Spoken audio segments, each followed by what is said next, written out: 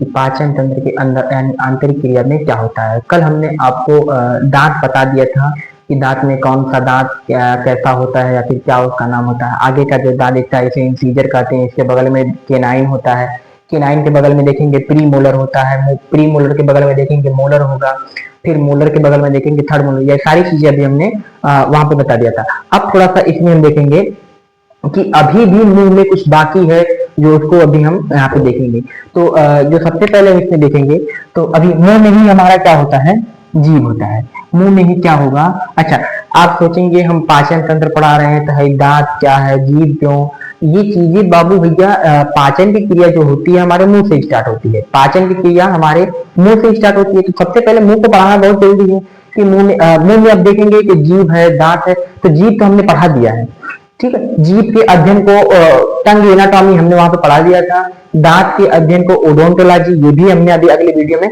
पढ़ा दिया। अब थोड़ा सा देखेंगे कि मुंह में और क्या चीजें पाई जाएंगी। तो मुंह में हम लोग देखेंगे तो एक लार बनती है, ठीक है। हमारे मुंह में एक लार बनती है जिसे हम लोग लार ग्रंथि कहते हैं। क्या कहते हैं, लार ग्रंथि कहते हैं, ठीक है। ये लार ग्रंथि आप देखेंगे तो एक दिन में 1.5 लीटर लार बनाती है। एक दिन में कितना लार, 1.5 लीटर लार बनाती है भैया। एक दिन में कितना लार, 1.5 लीटर। यही लार बनना जब बंद हो जाता है, अच्छा इसमें आप देखेंगे इसी लार में थोड़ा सा कि एंजाइम्स पाए जाते हैं। वो एंजाइम्स क्या करती हैं, कीटाणुओं को, बैक्टीरिया को मारते हैं। कीटाणु को, बैक्टीरिया को क्या करेंगे, मारेंगे। लेकिन जब यही लार बनना बंद हो जाता है तो रात, अच्छा दिन भर तो लार बनी और रात में जैसे आप सोने गए लार बनना बंद हो गई, तो जितने भी कीटाणु होंगे, बैक्टीरिया, सब आपके दांतों के ऊपर उज्जर उज्जर जम जाते हैं। दांत के ऊपर एकदम उज्जर उज्जर जम जाता है। इसीलिए सुबह सुबह हमको उसको जो है खूब बढ़िया से माजना पड़ता है। कुछ लोग जो है झाड़ू से माजेंगे, कुछ लोग ब्रश से, तो अपना जो हिसाब से अपना माजते हैं। इसके बाद हम देखेंगे थोड़ा सा कि अभी लार ग्रंथि थोड़ा सा देख लेते हैं, तब इसके बारे में थोड़ा बढ़िया समझाएंगे। तो लार ग्रंथि में हम देखेंगे कि लार ग्रंथि में 3 प्रकार की ग्रंथियां पाई जाएंगी। लार ग्रंथि में ही 3 और ग्रंथियां होंगी, जिसमें पहला होगा पैरोटिड ग्रंथि। पहला कौन सा होगा, पैरोटिड ग्रंथि। दूसरा कौन सा, सबमेंडिबुलर। तीसरा कौन सा, सबलिंगुअल। ये पहला हो जाएगा, ये दूसरा और ये तीसरा। यही 3 ग्रंथियां हमारी लार ग्रंथि में उपस्थित होती है, जिसमें से प्रमुख आप देखेंगे तो पैरोटिड ग्रंथि होती है। यही पैरोटिड ग्रंथि आप देखेंगे तो हमारे कान में वैक्स का निर्माण करती है। हमारे कान में वैक्स का निर्माण करती है। कैसे, तो इसकी एक पतली सी नली होती है, पाइप होती है, हमारे मुंह के अंदर होती है। यही नीचे होगी और यहाँ से चली जाएगी सीधे हमारे कान में, ठीक है। यहाँ से एक नली जाती है हमारे मुंह के अंदर से ही, कहां तक, कानों तक। कहां तक जाएगी, कानों तक जाएगी। तो उसी नली को पैरोटिड ग्रंथि या पैरोटिड ग्लैंड कहती है। क्या कहती है, पैरोटिड ग्रंथि। पैरोटिड ग्रंथि में एक चीज हमने आपको थोड़ा सा बता दिया था कि अच्छा आप किसी चीज को मिर्चा उर्चा खाएंगे तो लोग कहते हैं कान में से धुआं। वो कान में से धुआं नहीं, वो उसका थोड़ा सा जो एयर होता है, वेस्ट एयर, तो वो पैरोटिड ग्लैंड के थ्रू कहाँ पे चल जाता है, हमारे कानों में चला जाता है। और जो पैरोटिड ग्लैंड होती है वो हमारे कानों में जो हमारा कैनल होता है, यानी जो अंदर वाली पाइप, उसे हम लोग कैनल बोलते हैं। तो कैनल में वैक्स का निर्माण करती है। कैनल में किसका निर्माण, वैक्स का। वैक्स को ही हम लोग खोटी कहते हैं। वैक्स को हम लोग क्या कहते हैं, खोटी। और वह खोटी निकाल के, ठीक है। चलिए यहां तक हो गया था। इसी में सबमेंडिबुलर ग्रंथि पाई जाएगी, सबलिंगुअल। तो इन दोनों का कोई मुख्य विशेष भाग नहीं है। जैसे अभी हम आपको पढ़ा रहे हैं पाचन तंत्र, पाचन तंत्र से रिलेटेड होगा दांत होगा, क्योंकि दांत से पूछेंगे तब वो पाचन की क्रिया होगी। लेकिन जीभ का इसमें कोई रोल नहीं थी, जीभ को इसलिए यहाँ पे नहीं पढ़ा, जीभ को अलग पढ़ा दिए हैं, ठीक है। तो जो जिसका भाग जहाँ पे भूमिका आती है निभाने की, तो वो वहां पे बताया जाता है। यहाँ पे अभी हमने थोड़ा सा देख लिया। अब इसमें देखेंगे थोड़ा सा कि लार ग्रंथि में ही 4 तरह की एंजाइम पाई जाएंगी। कितने तरह की, 4 तरह की एंजाइम पाई जाती हैं। पहली जो एंजाइम होगी वो लाइसोजाइम होती है। पहली एंजाइम क्या हो जाएगी, लाइसोजाइम। लाइसोजाइम एंजाइम तो है, आप देखेंगे तो हमारे पसीने में भी लाइसोजाइम एंजाइम पाया जाता है, हमारे आंखों में भी लाइसोजाइम एंजाइम पाया जाता है, ठीक है। तो तमाम जगह पे ये लाइसोजाइम पाए जाते हैं। लाइसोजाइम का मुख्य कारण क्या होता है, कार्य क्या होता है, ये कीटाणु को मारता है। ये क्या करेगा, कीटाणु को। अच्छा हम भोजन कर रहे हैं तो भोजन में जो छोटे छोटे कीटाणु है जो हमें नहीं दिखाई दे रहे, तो वो हमारे पेट में जाएंगे तो हमारे पेट को खराब करेंगे। तो उस चीज को डेड कौन करता है? लाइसोजाइम। लाइसोजाइम उन कीटाणु को क्या कर देता है? डेड कर देता है, मार देता है मुंह में ही। ठीक है, फिर इसके बाद जो है आप देखेंगे दूसरी जो एंजाइम होगी वह म्यूलिन होगी। दूसरी एंजाइम कौन सी होगी? म्यूलिन। म्यूलिन क्या होता है भैया? ये भोजन को चिपचिपा बनाता है। म्यूलिन क्या करता है? भोजन को चिपचिपा। आप सोचेंगे कि ये हमारी पतली सी ऐसी पाइप है, ये हमारी नली हो गई, अब इसमें से भोजन खूब ठूस ठूस के भर ले, सूखा सूखा तो नहीं जा पाएगा, तो अड़क जाएगा, नली में क्या हो जाएगा? अड़क जाएगा। तब ये म्यूलिन क्या करता है? उस भोजन को चिपचिपा खूब लसदार भजभजा बना देगा ताकि कल्पिया में से आराम से नीचे जा पाए। ठीक है, यहाँ तक कोई दिक्कत नहीं है। अब थोड़ा सा आगे देखेंगे। तो दो तरह के एंजाइम हमने आपको बता दिया कि लाइसोजाइम, म्यूलिन, ये बता दिया। अब थोड़ा सा इसी में देखेंगे दो और एंजाइम्स पाए जाते हैं, एक होगा डायस्टेज, एक होगा टाइलिन। एक होगा डायस्टेज, एक होगा टाइलिन। डायस्टेज और टाइलिन क्या करते हैं कि हमारे भोजन में जो उपस्थित स्टार्च होता है, ठीक है, हमारे भोजन में जो उपस्थित स्टार्च है ये उसका पाचन करते हैं। तो यानी स्टार्च का पाचन तो देख लीजिए आप हमारे मुंह से ही शुरू हो जाता है। ठीक है, अब आप समझ नहीं पाएंगे कि स्टार्च क्या होता है। तो स्टार्च का सबसे बढ़िया एग्जांपल आप देखेंगे चोकर होता है। चोकर एक प्रकार का क्या है?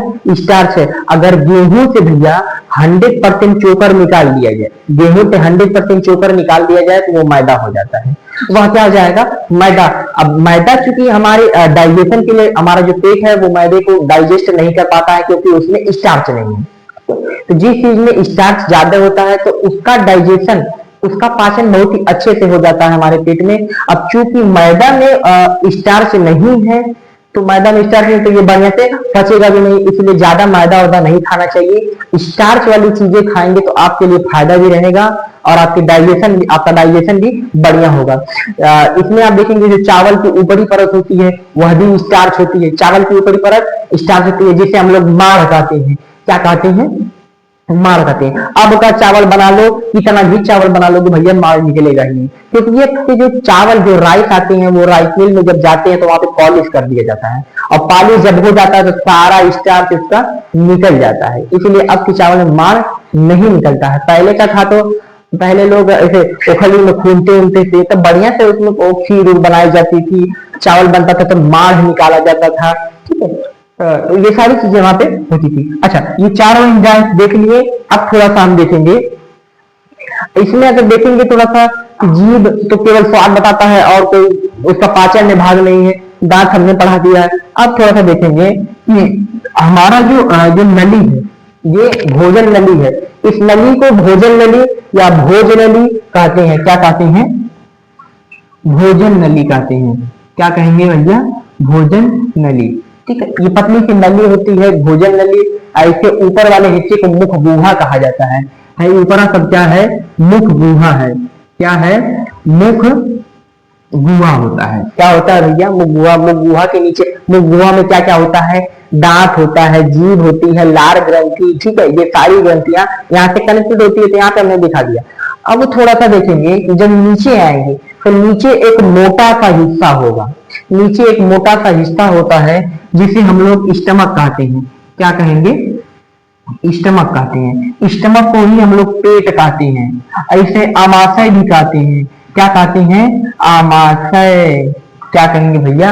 आमाशय। इसे ही हम लोग लेदा बोलते हैं। लेदा आप समझने के लिए, पेट को समझने के लिए सबसे बढ़िया एग्जाम्पल लेदा समझ लीजिए। जैसे आपने देखा होगा बकरा उकरा करते हुए, तो उनमें से जब बकरा उकरा करता है, जब उल्टे लटका दिया जाता है तो खूब बड़ा वाला हिस्सा इसे बाहर लटक जाता है। बड़ा वाला हिस्सा इसे बाहर, तो यही हमारा होता है, पेट होता है। स्टमक को ही हम लोग क्या कहते हैं? पेट कहते हैं। इसे ही लेदा कहते हैं और इसे ही आमाशय कहते हैं। इसे ही क्या कहेंगे? आमाशय कहते हैं। स्टमक में आप लोग देखेंगे तो इसके 3 भाग होते हैं। स्टमक के कितने भाग? 3 भाग होते हैं भैया। तो कितने भाग? 3 भाग। पहला भाग जो होता है इसे हम लोग कार्डियक कहते हैं। क्या कहते हैं? कार्डियक। दूसरा भाग जो होता है इसे हम लोग फंडी कहते हैं। क्या कहेंगे? फंडी। ठीक है, अब इसके बाद तीसरा भाग जो देखेंगे हम लोग, तीसरा भाग हमारा होता है पाइलोरी। तीसरा भाग क्या होता है? पाइलोरी होता है। तो स्टमक के कितने पार्ट होते हैं? 3 पार्ट। पहला पार्ट को कार्डियक कहते हैं, दूसरे पार्ट को फंडी कहते हैं, तीसरे पार्ट को पाइलोरी कहते हैं। तीसरे पार्ट को क्या कहते हैं? पाइलोरी। तो अभी हम तीनों को एक लाइन से, एक सीक्वेंस से देखेंगे तो बढ़िया रहेगा। तो सबसे पहले हम यहाँ पे देख लेंगे कि जो हमारा पहला पार्ट है, ठीक है, पहले पार्ट में हम लोग देखेंगे तो इसमें पाया जाता है HCl। पहले पार्ट में क्या पाया जाता है? HCl। अब आप कुछ लोग जो HCl के बारे में जानते होंगे वो थोड़ा सा जान के दंग रह जाएंगे कि अरे बाप रे बाप, इतना खतरनाक केमिकल हमारे पेट में होगी। अब सोच लीजिए, ये HCl इतना हार्ड केमिकल होता है कि अगर इस केमिकल की एक बूंद अपने हथेली पे ले ले, एक बूंद अगर अपनी हथेली पे ले रहे हैं तो वह नीचे से, हथेली के नीचे से निकल जाएगा। इतना हार्ड केमिकल होता है, हाथ में आपको छेद करके नीचे से निकल जाएगा। ये बहुत ही हार्ड केमिकल होता है। लेकिन अब आप ये सोचेंगे कि इतना हार्ड केमिकल है, जब हमारी हथेली को छेद सकता है तो हमारे पेटवा में कैसी टीका है, इसको काहे नहीं छेद रहा है? ठीक है, तो ये चीजें हमारे पेटों में गड़बड़ी ना हो, हमारे पेट में कोई छेद वेद ना हो, तो इसके लिए इसके ऊपर एक लेयर होती है जिसे हम लोग म्यूकोसा कहते हैं। तो क्या कहते हैं? म्यूकोसा। म्यूकोसा ही HCl से हमारे पेट की क्या करता है? रक्षा करता है। कौन? म्यूकोसा। ठीक है, कौन करेगा? म्यूकोसा। म्यूकोसा क्या करता है? HCl से हमारे पेट की रक्षा करता है। अच्छा, इसमें अगर आप एक चीज और देखना चाहेंगे तो जो HCl क्या करता है? ये भोजन को अम्लीय बनाता है। भोजन को क्या करेगा? अम्लीय बना देगा। क्या करेगा भैया? तो अम्लीय बना देगा। अच्छा, एक चीज यहाँ पे हो गया, ये भोजन को क्या कर दिया? अम्लीय बना दिया। अब इसमें देखेंगे कि कभी कभी क्या होता है, HCl की मात्रा बढ़ जाती है। HCl की मात्रा कितनी हो जाएगी? बढ़ जाएगी, हाई मात्रा हो जाएगी। और जब HCl बढ़ जाता है तो उसी को हम लोग कहते हैं एसिडिटी। उसी को हम लोग क्या कहते हैं? एसिडिटी। HCl बढ़ने से क्या होता है? एसिडिटी होता है भैया। क्या हो जाएगा? एसिडिटी। आप अगर आपको एसिडिटी नहीं भी हो रहा है तो हम सबसे बढ़िया एग्जांपल दे रहे हैं, एसिडिटी हो जाएगा। आप 2 दिन भूखे रहिए, आप क्या करिए? 2 दिन भूखे रहिए तो अपने आप ही HCl की मात्रा बढ़ जाएगी। अपने आप HCl की मात्रा बढ़ जाएगी। कैसे बढ़ेगी ये हम समझा दे रहे हैं कि HCl का काम। अच्छा, जब भी हम भोजन यहाँ से कुछ खाएं, यहाँ से भोजन खाएं, किस वाले पार्ट में आ गया? कार्डियक वाले पार्ट में आ गया। तो कार्डियक वाले पार्ट में जब आता है भोजन तो बढ़िया से HCl उसमें मिल सके, बढ़िया से HCl उसमें मिल सके, तब वो जाके उसको डाइजेस्ट करता है, तब जाके उसको, तो ये भोजन को क्या कर देगा? अम्लीय कर देगा। अब इसका काम होता है कि इसी बगलिया में जो वेसिकल्स होती है, क्या होती है? वेसल्स होती है। क्या होती है? वेसल्स। इन्हीं वेसल्स में से HCl निकलता रहता है। अब आप सोचेंगे मटका उटका जैसे पानी भर दिया जाता, वैसे नहीं भरा है। ये क्या होता है कि ये खाली जगह है। ये क्या है? खाली जगह है। भोजन जब इसमें आता है तो पतली नली में से HCl थोड़ा सा निकल जाए, फिर भोजन आया, फिर थोड़ा सा HCl, फिर भोजन आया, फिर थोड़ा सा HCl। यानी HCl हमारी बॉडी में वो टाइम टाइम पे निकलता रहता है। अच्छा, निकलना कब है? हमारे पेट में जैसे हम भोजन किए, सबसे पहले कार्डियक में गया, तो कार्डियक में जब भोजन पहुंचा तो तुरंत HCl को निकलना ही है। तो क्यों उसको फिर लोकेशन बता रहा है कि भैया आपके पेट में भोजन आ गया, अब आप HCl यहाँ से निकल जाइए। तो HCl निकालता कौन है? देखेंगे तो एक हार्मोन होता है जिसे हम लोग सिक्रेटिन हार्मोन कहते हैं। क्या कहते हैं? सिक्रेटिन हार्मोन कहते हैं। यही हार्मोन हमारे माइंड को क्या करता है? सूचना देता है, लोकेशन देता है, सिक्रेटिन हार्मोन्स। ये हार्मोन्स जब बताएगा कि भोजन यहाँ पे आ चुका है, अब यहाँ पे आप निकल जाइए, तब HCl यहाँ पे थोड़ा सा निकल जाएगा। जब ये सिक्रेटिन हार्मोन हमारे माइंड को कनेक्शन पहुंचा देगा तब यहाँ से HCl थोड़ा थोड़ा सा निकलता रहेगा।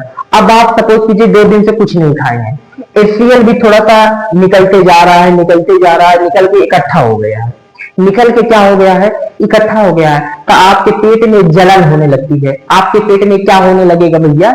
जलन होने लगती है, जिससे आप सीना होना सुराने लगेंगे, कहेंगे अरे बाप रे बाप, पेटवा जल रहा है, गैस बन गया है। ठीक है, तो वहां पे क्या होता है कि आपके बॉडी में जो कार्डियक वाला पार्ट है पेट का, उसमें HCl की मात्रा ज्यादा हो जाती है। और जब भी HCl की मात्रा ज्यादा होगी तो उसे ही हम लोग कहेंगे एसिडिटी। उसे हम लोग क्या कहेंगे? एसिडिटी। अच्छा, अब इसमें क्या होता है कि जैसे अभी हम एग्जांपल समझा दे रहे तो वहां से आपको समझने में इजी हो जाएगा। जैसे अगर कहीं पे आग लगी है, आग क्या लगी है, आग लगी है, उस आग को बुताने के लिए फायर ब्रिगेड बुला देंगे, यानी थोड़ी सी आग है उतना बड़ा टैंकर आ जाएगा और एक बाल्टी उलार देंगे, आग बुझ जाएगी।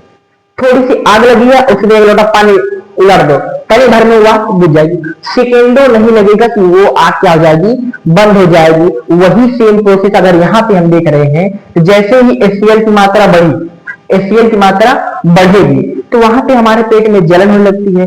अब ये HCl एक अम्ल है, HCl क्या होता है, एक अम्ल होता है। HCl क्या होगा, अम्ल होगा।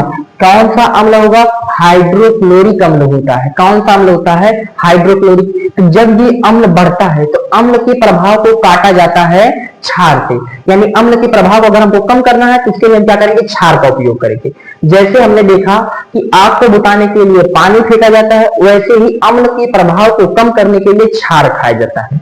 क्या खाया जाएगा, क्षार। क्षार में कौन सा क्षार हम लोग खाते हैं, क्षार में हम लोग खाते हैं MgOH का होल ट्वाइस। क्या खाते हैं, MgOH का होल ट्वाइस। इसको क्या कहेंगे, मैग्नीशियम हाइड्रोक्साइड कहते हैं। इसका केमिकल नाम क्या होगा, मैग्नीशियम हाइड्राइड। इसी को हम लोग क्या करते हैं, इनो कहते हैं। इसी को हम लोग क्या कहते हैं, इनो कहते हैं। अर्थात इनो का फार्मूला भी यहां से लिख लीजिए कि इनो का फार्मूला क्या होता है, मैग्नीशियम हाइड्रोक्साइड होता है।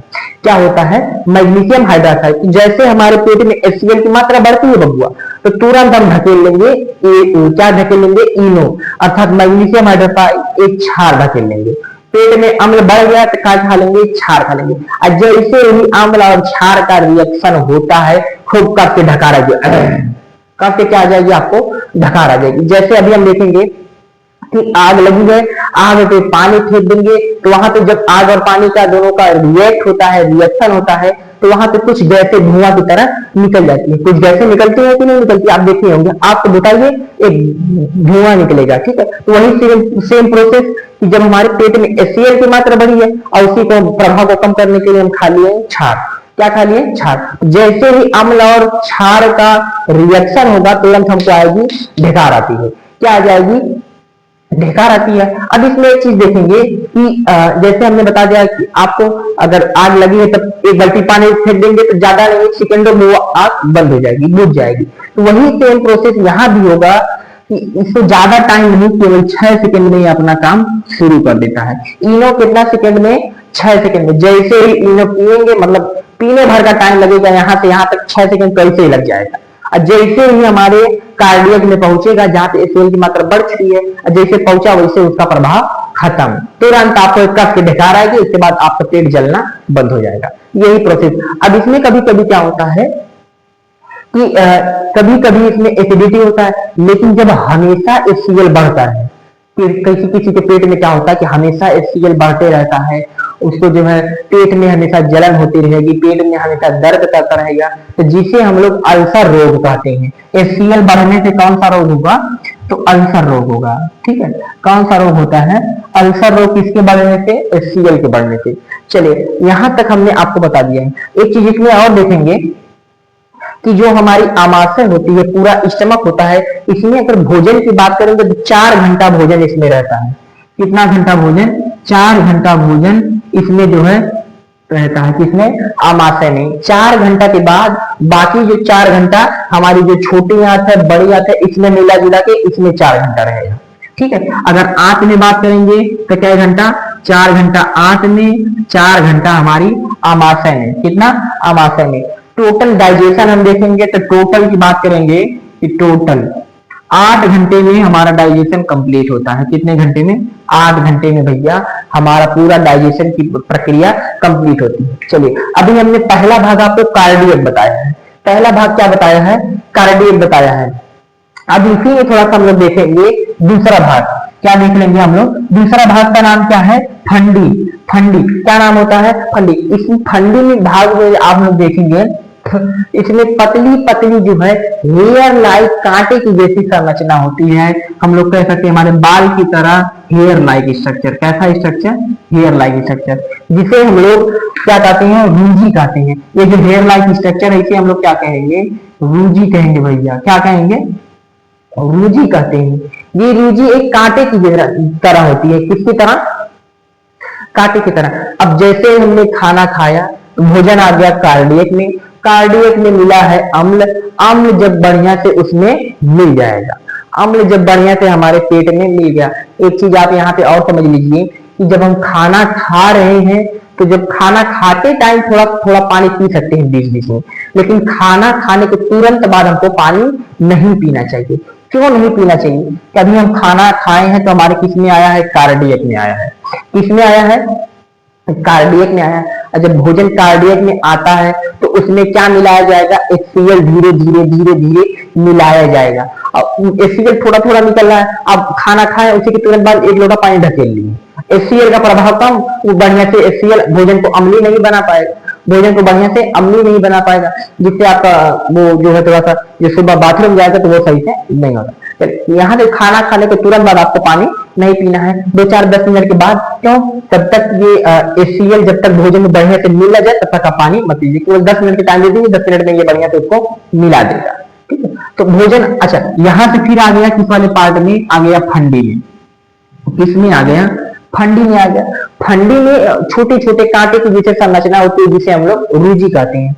रूजी में क्या होता है कि जब भी भोजन इसमें आता है तो ये एक साइड की झुक जाती है, जैसे इधर से भोजन आ रहा था ये इधर झुक जाएंगी, इधर क्या हो जाएंगी? झुक जाएंगी। और जब ये रूजी जो है झुक जाती है अर्थात एक साइड में सो जाती हैं तो भोजन जैसे पा जाएंगे तो एक तरफे से उलट जाएंगी, एक तरफे क्या हो जाएंगे? उलट जाएंगी। और जब रूजी उलट जाती है तो हमारे ब्रेन को कनेक्शन भेजती है, हमारे दिमाग को लोकेशन भेजेंगे कि भैया अब हम सो गए हैं, आपकी भी टाइम हो गई है, आप भी सो जाएंगे, आप भी क्या हो सो जाइए। तो रूजी हमारे दिमाग को कनेक्शन भेजेगी कि आप क्या कर दीजिए? सो जाइए। इसीलिए हमको खाना खाने के बाद नींद आती है। तो किसकी वजह से? रूजी की वजह से। रूजी हमको क्या करने लगती है? सुलाने लगती है कि हम खाना खा के सो गए हैं, अब आपकी पारी है, आप भी सो जाइए। अब कभी कभी क्या होता है कि आप भोजन नहीं खाएंगे, भोजन यहाँ पे फंडी में नहीं आया है, रूजिया एकदम खड़ी होकर ताक रही है, कासा पूरा कब से ही कर रहा है, कब कुछ खाइबो नहीं कर रहा है, हम भी खड़े हो गए हैं, एकदम सुखा के काटा हो गए हैं, तब वो इसको कोई माया नहीं है हमारी। ठीक है, ये कौन बोलेगी? रूजी बोलेगी। और रूजिया फिर क्या करेगी? अब बार बार आपके पेटवा को धसाएगी, बार बार आपके पेटवा को क्या करेगी? कोचा करेगी, जल्दी खो खाना, जल्दी खो। एकदम पेट धसने लगता है, कुछ लोग कहते हैं चूहा दौड़ने लगता है, चूहा नहीं दौड़ता है बबुआ, ये रुजिया आपके पेटवा को कांटा की तरह धसाती रहती है ताकि आप क्या कर सके? आपके भोजन कर सके, क्या कर सके? भोजन। जैसे भोजन पा जाए घम दिया तो उलट जाएगी, और जब रूजी उलट जाएगी तो आपसे भी कहेगी आप भी उलट जाइए, और आप भी जाते हैं खूब पंखा वंखा चालू करके बिस्तर पे उलट जाते हैं, खूब खराटा मार के नींद। नींद कौन लाता है? रूजी। कौन लाएगा? रूजी। इसके बाद हम लोग थोड़ा सा देखेंगे, पार्ट नंबर 2 बता दिया हमने, पार्ट नंबर 1 में क्या बताया? कार्डियक बताया है, पार्ट नंबर 2 में फंडी। अब पार्ट नंबर 3 पाइलोरी देखेंगे कि पाइलोरी में क्या होता है, पाइलोरी का प्रोसेस क्या होता है। पाइलोरी में हम लोग देखेंगे कि छोटी छोटी थैली जैसी संरचना होगी। कैसी संरचना होती है भैया? तो थैली जैसी संरचना होती है। कहाँ होती है? हमारे पाइलोरी वाले पार्ट में। पाइलोरी कहाँ होता है? हमारे आमाशय में। छोटी छोटी थैली जैसी संरचना होती है जिसे हम लोग क्या कहते हैं? जठर ग्रंथि कहते हैं। क्या कहेंगे? जठर ग्रंथि कहते हैं। ठीक है, पाइलोरी में छोटी छोटी थैली जैसी संरचना होगी जिसे हम लोग जठर ग्रंथि, और इसी जठर ग्रंथि में से एक रस का निर्माण होता है, एक रस बनता है जिसे हम लोग जठर रस कहते हैं। इसी से एक रस बनता है जिसे हम लोग जठर रस कहते हैं। क्या सा रस? जठर रस। ठीक है, अभी इस जठर रस में क्या होता है? जठर रस क्या करता है, क्यों बनता है? जठर रस में आप देखेंगे कि 2 तरह के एंजाइम्स का निर्माण होता है। जठर रस में 2 तरह की एंजाइम्स बनेंगे। कौन कौन? पहला जो बनेगा रेनिन। कौन सा बनेगा भैया? रेनिन बनेगा और पेप्सिन बनेगा। कौन सा? रेनिन और पेप्सिन बनता है। तो कहां बनेगा? जठर रस में। जठर रस में कितने एंजाइम? 2 एंजाइम। कौन कौन? रेनिन और पेप्सिन। रेनिन में आप देखेंगे कि रेनिन क्या करता है, अब चूंकि हमने कहा कि जो पार्ट इंपॉर्टेंट है डाइजेस्टिव सिस्टम से उसको बताना जरूरी है। जैसे अभी ये डाइजेस्टिव सिस्टम से रिलेटेड नहीं थे, मतलब कोई इतना इंपॉर्टेंट नहीं है तो इसलिए इसको साइड में रखा गया, नहीं बताया गया। लेकिन अब इसमें रेनिन और पेप्सिन में देखेंगे कि ये डाइजेशन में भाग लेते हैं, इसलिए अब इनको बताना जरूरी है। अब रेनिन का क्या करता है? रेनिन दूध को दही में कन्वर्ट करता है। दूध को किसमें? दही में। यहाँ पे हम लिख दे रहे हैं दूध को किसमें कर लेगा? दही में। दूध को क्या इसमें कन्वर्ट करता है, दही में। हाँ भैया एकदम समझ गए, दूध को दही में कन्वर्ट कौन करेगा, रेनिन करता है, ताकि जो हमारा डाइजेशन है वो पूर्ण रूप से, अच्छा जो दूध होता है लिक्विड फॉर्म में होता है तो उसका डाइजेशन इक्वली नहीं हो पाता है, तो इसीलिए उसको पहले दही में कन्वर्ट किया जाता है, तब उसका डाइजेशन बढ़िया से हो पाता है। ठीक है, तो यहाँ पे आप समझिए कि चाहे दूध पीजिए चाहे दही खाइए, बाद में उसको हमारे पेट में जाके दही नहीं बनना है। अच्छा अब कुछ लोग इसे याद करेंगे गधा कि जो है दूध को कौन, दूध से दही कैसे बनता है, रेनिन कैसे, अरे गधा ये हमारे पाचन तंत्र पेट के अंदर की बात हम कर रहे हैं कि जो हमारे पेट के अंदर जो हम दूध पी रहे हैं, तो जो दूध हमारे पेट के अंदर गया है वो दही में कन्वर्ट होता है, किसके वजह से, रेनिन की वजह से। लेकिन अगर बाहर हमको दही जमाना हो तो लैक्टोबैसिलस नाम की एक बैक्टीरिया होती है, उससे हम लोग दही जमाते हैं। दूध में कौन सी बैक्टीरिया दही जमा देती है, लैक्टोबैसिलस। लैक्टोबैसिलस बैक्टीरिया के कारण ही हम लोग क्या करते हैं, दही जमाते हैं। लैक्टोबैसिलस बैक्टीरिया को ही हम लोग जोरन कहते हैं, क्या कहते हैं, जोरन। देहात में जोरन जानते होंगे, जोरन क्या होता है। अच्छा रेनिन बता दिए, अब थोड़ा सा देखेंगे पेप्टिन। अरे पेप्टिन, पेप्टिन क्या करता है, ये प्रोटीन का पाचन करता है। किसका पाचन करेगा, प्रोटीन का पाचन करता है। तो ठीक है, प्रोटीन को किसमें, पेप्टोन में कन्वर्ट करता है, किसमें करेगा, पेप्टोन में। इसमें करेगा भैया, पेप्टोन में। डाइजेशन की ये प्रक्रिया जो है हमने इतना बता दिया है। ठीक है, अभी हमको इसमें आगे चल के देखना है कि छोटी आंत क्या होती है, बड़ी आंत क्या होती है। इसमें अभी लीवर नहीं बताया गया है, अग्नाशय क्या होता है, पित्ताशय क्या होता है, ये सारी जानकारी अभी हम इसके अगले वीडियो में देखेंगे। तब तक आपके लिए इतना ही बहुत है। आप अगर इसका एक स्क्रीनशॉट लेना चाहती हैं या फिर इसका नोट्स बनाना चाहती हैं तो आप इसका स्क्रीनशॉट ले लें, तो नोट्स बनाने में आसान है।